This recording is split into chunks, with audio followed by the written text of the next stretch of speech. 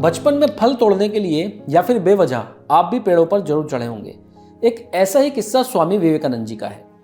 एक दिन एक बुजुर्ग ने उन्हें पेड़ पर चढ़ने से रोका, ये बोलकर कि उस पेड़ पर भूत रहता है और अगर उस पेड़ पर कोई चढ़ा तो वो उसकी गर्दन तोड़कर मार देगा। विवेकानंद जी ने कहा ठीक है। उनके सभी दोस्त डर गए, लेकिन जैसे ही वो बुजुर्ग वहां से गया, विवेकानंद दोबारा पेड़ पर चढ़ गए। तब उनके दोस्तों ने पूछा कि वो ऐसा क्यों कर रहे हैं, ये जानते हुए भी कि भूत उन्हें मारेगा।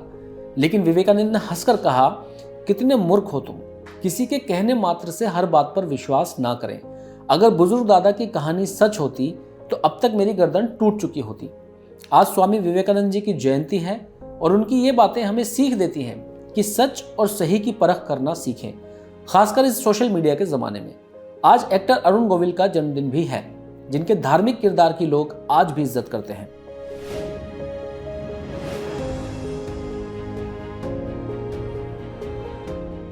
युवा हमारे देश का भविष्य हैं और हर राष्ट्र को उनका सम्मान करना चाहिए। भारत हर साल 12 जनवरी को स्वामी विवेकानंद जी को श्रद्धांजलि देने के लिए नेशनल यूथ डे यानी राष्ट्रीय युवा दिवस मनाता है।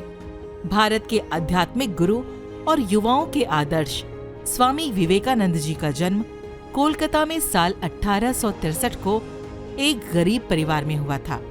उनके बचपन का नाम नरेंद्र दत्त था और वो अपने परिवार के 9 भाई बहनों में से एक थे। उनकी शिक्षा हालांकि पश्चिमी तरीके से हुई, मगर भारतीय धर्म, संस्कृति और दर्शन से उन्हें प्यार था। समाज में फैली कुरीतियों जैसे बाल विवाह, अशिक्षा, सती प्रथा आदि को दूर करने के लिए उन्होंने अथक प्रयास किए। इसी दौरान वे स्वामी रामकृष्ण परमहंस के संपर्क में आए। उन्होंने धर्म और दर्शन को समझने और समझाने के लिए पूरे देश में यात्रा की। साल 1893 में अमेरिका के शहर शिकागो में विश्व धर्म संसद के आयोजन में गए। स्वामी विवेकानंद जी ने अमेरिका के मेरे प्यारे भाइयों और बहनों बोलकर कॉन्फ्रेंस हॉल में मौजूद लोगों का दिल जीत लिया, क्योंकि गुलामी में ब्रिटिशों के अत्याचारों से पूरा भारत परेशान था। लेकिन उनके लिए प्यार जताकर विवेकानंद जी ने पूरी दुनिया को दिखा दिया था कि भारत का दिल कितना बड़ा है। विवेकानंद ने रामकृष्ण मिशन की स्थापना की, जो आज भी भारतीय धर्म और संस्कृति के प्रचार प्रसार में लगा है।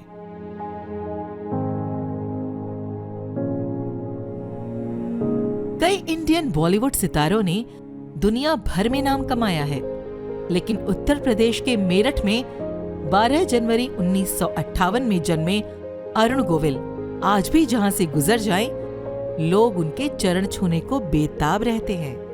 उन्होंने रामानंद सागर के टीवी सीरियल रामायण में भगवान श्री राम की भूमिका निभाई थी, जिसने उन्हें सामान्य कलाकार की श्रेणी से ऊपर एक ऐसे स्थान पर बिठा दिया जहां लोग उनमें साक्षात भगवान का प्रतिबिंब देखते हैं। एक्टर और प्रोड्यूसर अरुण गोविल राजनीति में भी हाथ आजमा चुके हैं। राम के अलावा उन्होंने कई माइथोलॉजी कैरेक्टर्स का रोल निभाया। राजा हरिश्चंद्र, महात्मा बुद्ध और विक्रम और बेताल सीरियल में विक्रम के अमेजिंग किरदार में लोगों ने उन्हें बहुत पसंद किया है। लेकिन शायद आपको उनकी पर्सनल लाइफ की ज्यादा जानकारी नहीं होगी। अरुण गोविल 17 साल की उम्र में अपने भाई के साथ एक बिजनेस में काम करने के लिए मुंबई आ गए थे। हालांकि कॉलेज टाइम से ही उनका इंटरेस्ट एक्टिंग में था। साल 1977 में अरुण ने पहली फिल्म से बॉलीवुड में डेब्यू किया था।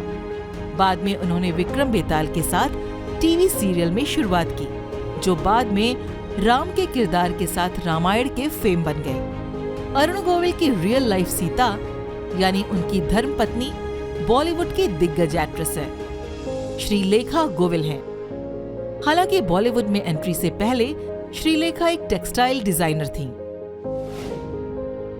स्वामी विवेकानंद जी ने कहा था कि सारी शक्ति तुम्हारे भीतर है, आप कुछ भी और सब कुछ कर सकते हैं, यहाँ तक कि किसी की गाइडेंस के बिना भी। खुद पर विश्वास करो, ऐसा मत सोचो कि तुम कमजोर हो, अपने भीतर की दिव्यता को व्यक्त करो। स्वामी विवेकानंद जी की क्रांतिकारी सोच ने उस वक्त के भारत को एक नई दिशा दी थी। आज द रेवोल्यूशन देशभक्त हिंदुस्तानी की ओर से मैं सिर्फ यही कहना चाहूंगा कि अगर आज हम इस राष्ट्र नायक को सच्ची श्रद्धांजलि देना चाहते हैं तो नए भारत के रेवोल्यूशन में हर आम नागरिक को आगे आना होगा।